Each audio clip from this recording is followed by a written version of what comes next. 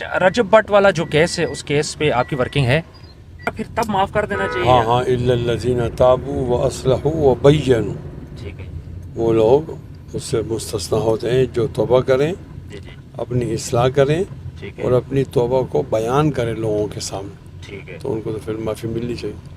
السلام علیکم، میں ہوں آپ کا ہوسٹ عثمان زیب۔ آج میرے ساتھ جو میرے مہمان ہیں کسی قسم کے بھی تعارف کے محتاج نہیں ہیں، ان کو امیر ختم نبوت بولا جاتا ہے۔ مفتی کفایت اللہ صاحب، بہت بہت شکریہ، آپ نے قیمتی وقت دیا۔ بسم اللہ الرحمن الرحیم۔ میں آپ کا بھی شکر گزار ہوں، اس لیے کہ آپ کے ذریعے سے ہماری بات عوام تک پہنچ جاتی ہے۔ شکریہ۔ مجھے یہ بتائیے گا، آج آپ نے ایک ریلی نکالی تھی فلسطین کے حق میں، اور آپ نے یہ بات بولی ہے کہ ہم پہلے پاکستان میں جنہوں نے ریلی نکالی ہے اور اس کے بعد مزید ریلیاں اب نکلتی رہیں گی، اور آپ ہر ریلی کو جوائن کریں گے چاہے وہ کسی پارٹی کسی مسلک سے بھی ہو، تو مجھے بتائیں اس کا کتنا اثر رہے گا؟ دیکھو، اس کے دو پہلو ہیں نا، اس کا مذہبی پہلو ہے اور دوسرا ہمارا ملکی پہلو ہے۔ ٹھیک ہے تو قائد اعظم محمد علی جناح نے جو پالیسی بنائی تھی اسرائیل کے بارے میں، تو انہوں نے کہا تھا کہ ہم اسرائیل مخالف ہیں اور وہاں کے فلسطینیوں کے ساتھ ہیں۔ دنیا میں دو ہی ممالک نظریاتی طور پر معرض وجود میں آئے ہیں، ٹھیک ہے ایک یہودی نظریے پر اسرائیل اور اسلامی نظریے پر پاکستان۔ ٹھیک ہے ہمیں ہمارا دین بھی یہی کہتا ہے، یا ایھا الذین آمنوا لا تتخذوا الیہود والنصارى اولیاء، ایمان والو یہود اور نصارہ کو اپنا دوست نہیں بناؤ۔ بالکل۔ یہ جو ابھی معاملہ ہے غزہ اور فلسطین میں، وہ تو ایسا ہے کہ یہ لوگ باہر سے آ کر یہاں آباد ہوئے، ٹھیک ہے اور ان کے پیچھے اقوام متحدہ ہے اور امریکہ کی طاقت ہے، ٹھیک ہے زبردستی وہاں بسائے، ان کی وہاں بسنے کی کوئی تک نہیں بنتا۔ یہ ایسا ہوا تھا کہ ہٹلر نے ان پہ مظالم کیے تھے، 60 لاکھ کی تعداد میں یہودیوں کو مارا تھا۔ بالکل بعد میں جنگیں ہوئیں، جنگ عظیم اور جنگ عظیم 2، اس کے بعد UN بنا، اقوام متحدہ۔ تو انہوں نے اقوام متحدہ کے اندر ایک درخواست دی کہ ہمیں فلسطین میں زمین دی جائے رہنے کے لیے۔ ٹھیک ہے تو سوال یہ پیدا ہوتا ہے کہ مارا آپ کو ہٹلر نے، تو ہٹلر کی زمین جرمن ہے، وہ لو نا، بالکل انہوں تو نہیں مارا۔ تو یہ ایک سازش تھی، وہ سازش کی بنیاد پر وہ عرب ممالک پہ قبضہ کرنا چاہتے ہیں، تو وہ جنگ جاری ہے۔ تو اس لیے میں تمام مسلمانوں سے اپیل کرتا ہوں کہ اپنا وزن اس فلسطین اور غزہ والوں کے حق میں ڈالیں اور ان کے ساتھ تعاون کریں۔ مفتی صاحب، مجھے یہ بتائیے گا، پاکستان اٹامک پاور ہے، اس کے علاوہ باقی بھی ممالک ہیں، مضبوط ہے، یہ نہیں ہے کہ اتنے زیادہ کمزور ہے، اس کے باوجود سارے خاموش کیوں ہیں؟ آپ نے وہ ویڈیوز دیکھی ہوگی جو فلسطینی بچے ہوا میں اڑ رہے ہیں، پورا شہر تباہ ہو گیا ہے، تو یہ لوگ کیوں خاموش ہیں؟ یہ ٹھیک ہے، نازک موقع ہے اس وقت، یہ سقوط غزہ کا موقع کہلاتا ہے، یعنی اب تمام غزہ کا شہر جو ہے وہ لیول ہو جائے گا اور کوئی بھی زندہ بھی نہیں بچے گا، کوئی عمارت بھی نہیں ہوگی۔ تو اس وقت مسلمان حکمرانوں کو کم از کم کوئی ایکشن لینا چاہیے۔ میں تو بہت زیادہ افسوس کا اظہار کرتا ہوں کہ دیکھیں، یہ جو تیل کی قوت ہے یہ تو عربیوں کے پاس ہے، اسرائیل کے پاس تو نہیں ہے۔ بالکل اب وہ جو جہاز چلاتے ہیں اور یا وہ بسیں چلتی ہیں، تو وہ چلتی ہیں ہمارے تیل سے۔ بالکل تو کتنے افسوس کی بات ہے کہ عرب کے جہازوں میں عرب کا تیل ڈلا ہوا اور وہ بمباری کر رہے ہیں مسلمانوں پر۔ بالکل ایسے کم از کم یہ تو کہہ سکتے ہیں کہ بھائی تم ایسے گاہک ہو کہ ہمارے لوگوں کو مار رہے ہو، میں تمہیں تیل نہیں دوں گا۔ بالکل اس سے بھی بڑا اثر ہو سکتا تھا۔ OIC بھی ایک پلیٹ فارم موجود ہے، بالکل لیکن یہ تمام سے مایوس ہیں۔ بالکل مسلم امہ کے اندر کوئی لیڈر اس وقت ایسا نہیں ہے کہ جو آگے آئے اور ان یہودیوں کا مظالم کا راستہ روکے۔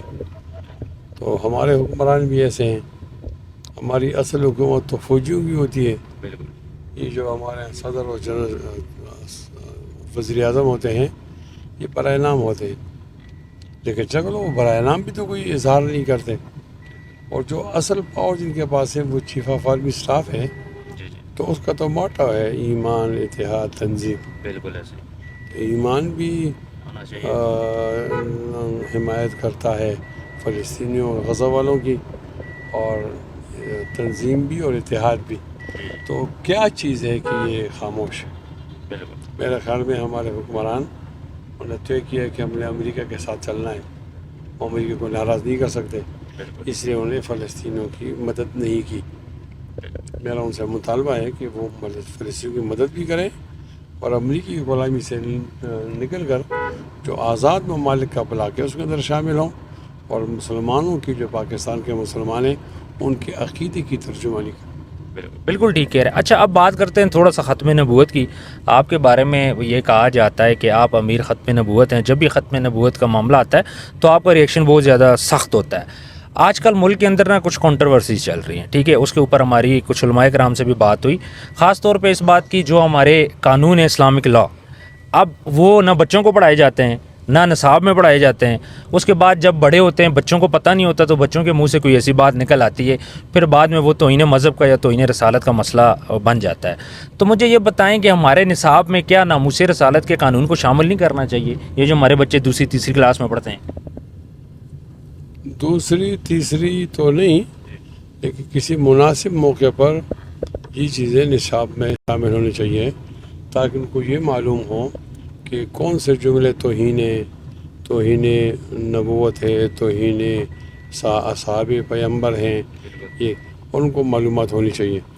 علم ان کو اتنا ہونا چاہیے کہ وہ یہ سمجھیں کہ اس جملے کو میں استعمال کروں۔ میں مانتا ہوں بہت سارے لوگ وہ ایسے جملے استعمال کر لیتے ہیں، بعد میں ان کی حساسیت کا پتہ چل جاتا ہے تو وہ پریشان ہو جاتے ہیں۔ یہ ایک مسئلہ ہے کہ نصاب میں ان چیزوں کو شامل ہونا چاہیے۔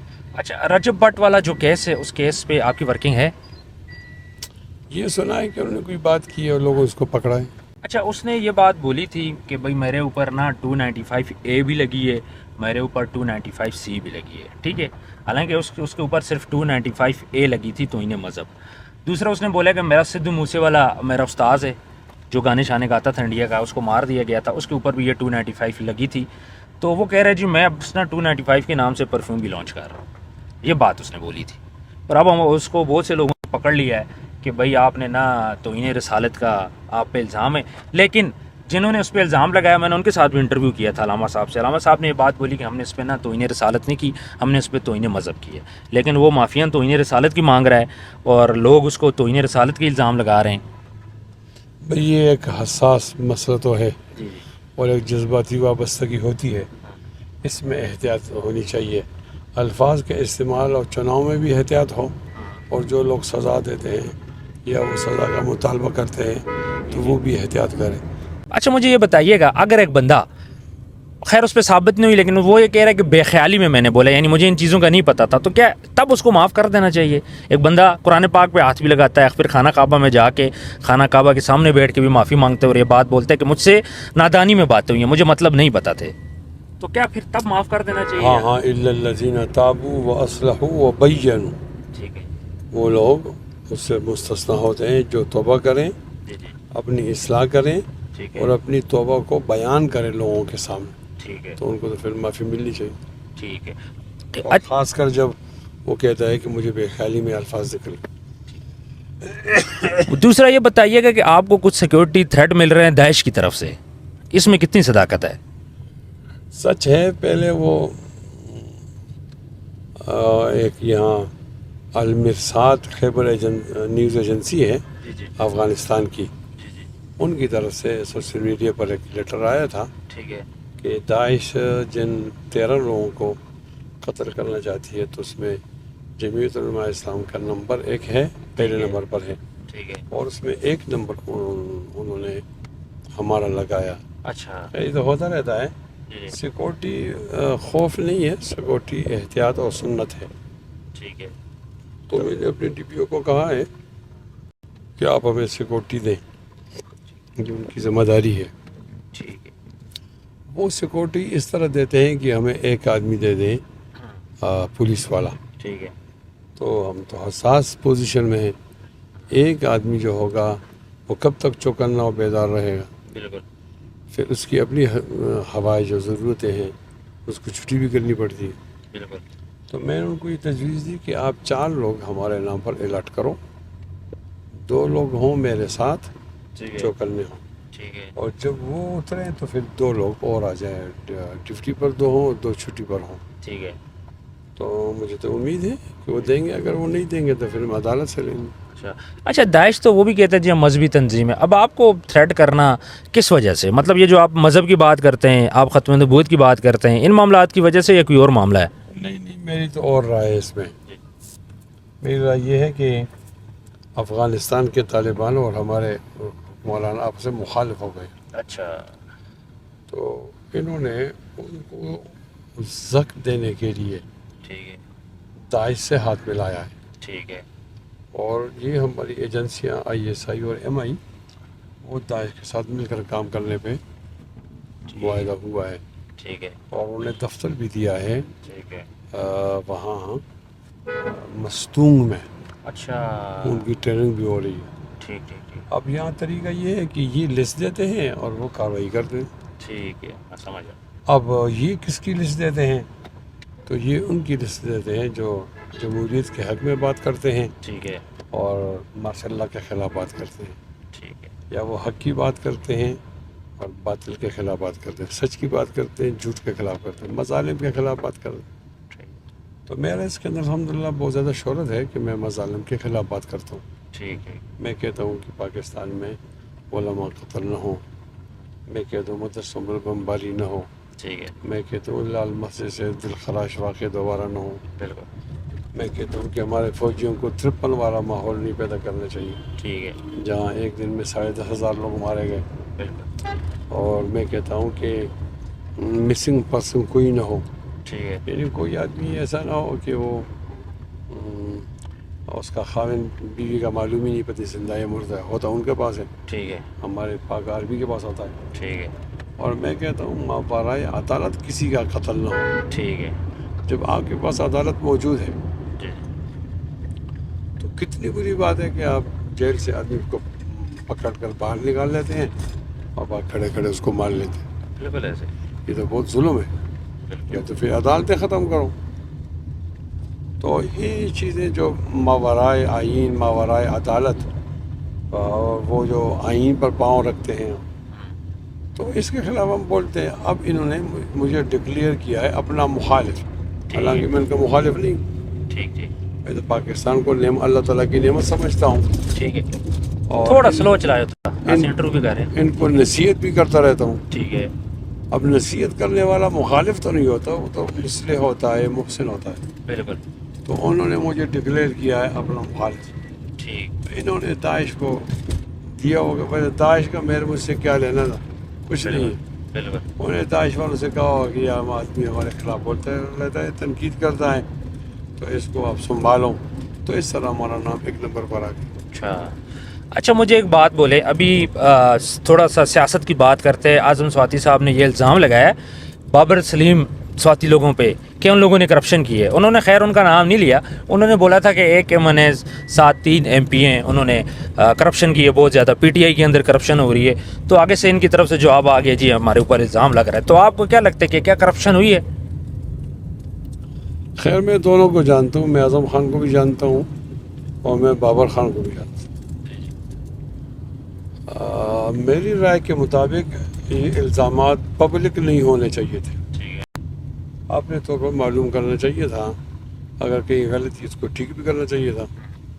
تو جب آپ اپنے الزام لگا رہے تھے اور بعد میں پتہ چلتا ہے کہ ہمارا الزام غلط ہے، جی جی بعد میں یہ پتہ چل جاتا ہے، تو ایک دفعہ آدمی کو آپ نے کانا کیا نا، اب اس صفائی سے کوئی فائدہ نہیں. میری درخواست یہ دوروں سے کہ بہت ساری چیزیں ایسی ہوتی ہیں کہ وہ میڈیا پہ ڈسکس نہیں کی جا سکتی. ٹھیک ہے. ان کو اب آپس میں بیٹھ کر ڈسکس کیا جاتا ہے. بہرحال اب تو بات یہاں تک نہیں ہے کہ ہم ان سے درخواست کریں وہ چھوڑ دیں. میری معلومات کے مطابق اب بات گئی ہے عمران خان تک. ہاں بالکل. اور عمران خان نے اس کے لیے کمیٹی بھی مقرر کی ہے. بالکل. تو دیکھتے ہیں کمیٹی والے کیا فیصلہ کریں. اچھا تھوڑا سا ہم بات کریں اگر حلقے کی. نواز شریف صاحب آئے تھے یہاں پہ الیکشن لڑا تھا. آپ کو پتہ ہے کہ NA-15 میں نون لیگ کافی اثر و رسوخ رکھتی ہے، لیکن گشتاسب صاحب آگے نکل گئے، سیٹ بھی لے لی. تو آپ کو کیا لگتا ہے کہ اس میں خامیاں کہاں سے تھیں؟ دیکھیں یہ کیپٹن صفدر صاحب کی غلط پلاننگ تھی نا. جی. ایک تو یہ کہ ان کو اپنے سسر کو نہیں لانا چاہیے تھا. وہ ایک محترم آدمی ہے اور 3 دفعہ وزیر اعظم بنا ہے. بالکل تو لوگ ان سے ناراض تھے. ٹھیک ہے. ان کا یہ خیال ہے کہ 3 دفعہ وزیر اعظم ہے تو لوگ آئیں گے ووٹ دیں گے, وہ ناراضگی کی بات ختم ہو جائے گی. ٹھیک ہے. تو ختم نہیں ہوئی, لوگوں نے لے کر رکھی. بالکل.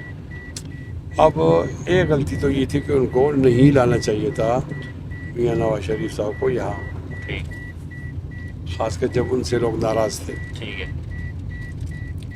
دوسری بات یہ کہ جب وہ لا رہے تھے تو اپنے اتحادی جماعتوں سے کم از کم مشورہ تو کر لیں. بالکل. ان سے کوئی اتحاد کی صورت بنا دیں. مثال کے طور پر ہم ہیں, جی جی. اس وقت ہم نون کے قریب تھے, بالکل. پی ٹی آئی سے دور تھے. بالکل. تو ہمارے ساتھی ہمارے مختلف ووٹ بتاتے ہیں, لیکن جتنے ووٹ ہی بتاتے ہیں لیکن وہ ہمارے ووٹ اور میاں نواز شریف صاحب کے ووٹ مل جاتے ہیں.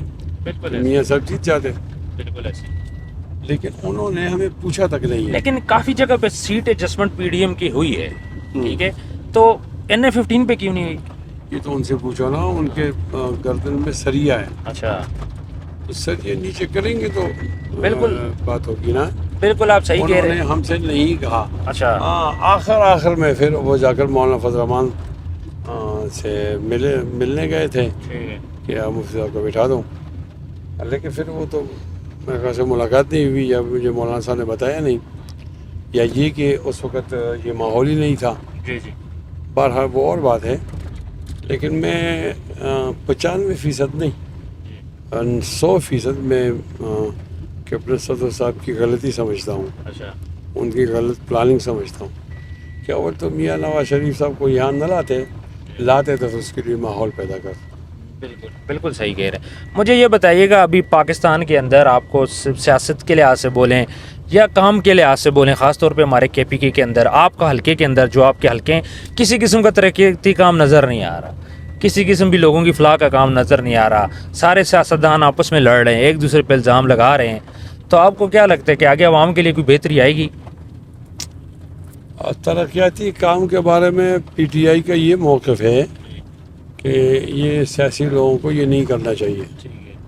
وہ صرف قانون سازی کریں اور بیانیہ بنائیں اور موقف رکھیں. تو وہ کہتے ہیں کہ یہ گلی کوچوں والا کام جو ہے یہ بلدیاتی لوگوں کا کام. ٹھیک ہے. جب ان کا یہ موقف ہے تو ہمارے MPA بھی PTI سے اور MLA بھی PTI سے, پھر تو ان سے گلہ بنتا ہی نہیں. بالکل بالکل صحیح کہہ رہے ہیں. اچھا, اب آپ کی بات کریں, مولانا فضل الرحمان صاحب کی بات کریں, اب تو معاملہ سب سے پہلے تو یہ جو معاملہ آ گیا ہے فلسطین والا معاملہ, اس پہ مولانا صاحب نے کچھ سخت باتیں بھی کی ہیں, اور اب وہ ان کی کیا آگے کیا کرنے جا رہے ہیں, تو کانفرنس بھی بلانے کا سوچ رہے ہیں. کانفرنس تو آل پارٹی کانفرنس بھی زیر تجویز ہے, اور ملک کے طول و عرض میں جلسے بھی بڑے بڑے. ٹھیک ہے. تو میں تو سمجھتا ہوں اس وقت مولانا فضل الرحمان صاحب ہی حقیقی ترجمان ہیں فلسطین و غزہ کے. باقی لوگوں کی مجبوری ہوگی, حکومت والوں کی تو مجبوری ہوگی کہ ان سے امریکہ ناراض ہو جائے گا, تو لہٰذا MKM اور پیپلز پارٹی اور مسلم لیگ نون یہ تو اس وجہ سے خاموش ہوں گے. اپوزیشن میں عمران خان ہے, ہم ہیں, لیکن عمران خان کی سمجھ نہیں آ رہی کہ وہ کیوں خاموش ہے. اچھا, مجھے ایک بات بولیں, یہ جب بھی ناموس رسالت کا مسئلہ آتا ہے, کسی قسم کا مذہبی معاملہ آتا ہے, تو صرف مولانا صاحب کی ذمہ داری ہے, اور بھی تو ہمارے یہاں پہ پارٹیز ہیں, علماء ہیں, اسلامی پارٹی بھی ہیں, چلے میں نام نہیں لیتا, اور بھی تو پارٹیز ہیں نا, یہ لوگ کیوں خاموش ہیں؟ یہ عجیب بات ہے. ایک اور عجیب بات ہے اس سے زیادہ, کہ یہ ووٹ دیتے ہیں عمران اور نواز شریف اور پیپلز پارٹی کو, جی جی, اور جب مذہبی معاملہ پارٹی پھنس جاتا ہے تو توقع پھر ہم سے رکھ دیں. بالکل ایسے ہی ہے. جن کو ووٹ دیا ان سے پوچھو نا. بالکل, یہ بات میں کرنے جا رہا تھا کہ جب بھی کوئی وہ مسئلہ آتا ہے تو مولانا صاحب کو ہی کیوں کیا جاتا ہے. دیکھیں, اگر ہم جماعت اسلامی کی بات کریں, وہ بھی مذہبی جماعت ہے, ٹھیک ہے, ادھر بھی علماء ہیں. طریق لبیک کی بات کریں, خیر طریق لبیک تو ختم نبوت کے لیے بڑا اچھا کام کر رہی ہے نا, باقی چیزوں میں نظر نہیں آ رہے کوئی پارٹی بھی. بس مولانا صاحب کی ایک شخصیت ہے نا, 2-3 آدمیوں کے بعد ان کا نام آ جاتا ہے. اچھا. اور ان کا وہ طرز بھی بہت زیادہ حکیمانہ ہے, فلیکسیبل ہے, جی جی, مخالف کی بات سنتا ہے, دلیل سے جواب دیتا ہے. اسی وجہ پر وہ پوائنٹ آف نو ریٹرن پر نہیں جاتا، اچھا تو پھر ہر ایک آدمی سے توقع رکھتا ہے. بالکل مثال کے طور پر اب پی ٹی آئی کو یہ توقع ہے کہ مولانا صاحب ہمارا ساتھ دیں گے، اور نون والوں کو اور پیپلز پارٹی والوں کو یہ توقع ہے کہ نہیں، مولانا صاحب پوائنٹ آف نو ریٹرن پہ نہیں جائیں گے. ٹھیک ہے تو یہ ان کی شخصیت کی فلیکسیبلی ہے. ٹھیک ہے. اچھا اب مجھے ایک بات بولیں، جنرل سیاست سے ہٹ کے آپ لوگوں کو کیا پیغام دیں گے؟ اب یہ جو مسئلے مسائل چل رہے ہیں، ختم نبوت والا چل رہا ہے، فلسطین والا چل رہا ہے، مہنگائی والا چل رہا ہے، سیاست میں آپ دیکھ لیں کتنے بڑا خلا ہے. میں لوگوں کو کہوں گا قرآن مجید کی ایک آیت پڑھ کر، یا ایھا الذین آمنوا اتقوا اللہ وکونوا مع الصادقین، ایمان والو اللہ سے ڈرو اور سچوں کے ساتھ ہو جاؤ. سچ، حق، یہ ہمارا سیاسی ایجنڈا ہے. سب کا ساتھ دینا چاہیے، حق کا ساتھ دینا چاہیے، اور مظلوم کا ساتھ دینا چاہیے. ٹھیک ہے مفتی صاحب، بہت بہت شکریہ، آپ نے قیمتی وقت دیا. آپ کی سیکورٹی کا مسئلہ بھی تھا، گاڑی میں بیٹھ کے ہم لوگ انٹرویو کر رہے ہیں، ٹائم کا مسئلہ بھی ہے، تو اگین بہت بہت شکریہ، آپ نے ہمیں اپنا قیمتی وقت دیا. جزاکم اللہ خیر. آپ کا بھی شکریہ کہ آپ تشریف لائے اور آپ نے انٹرویو کو. شکریہ جی. ویورز کامنٹ سیکشن میں آپ کا کوئی بھی کوشچن ہو آپ ہم سے پوچھ سکتے ہیں. اپنا ڈھیر سارا خیال رکھیے گا، ملتے ہیں نیکسٹ ویڈیو میں. اللہ حافظ.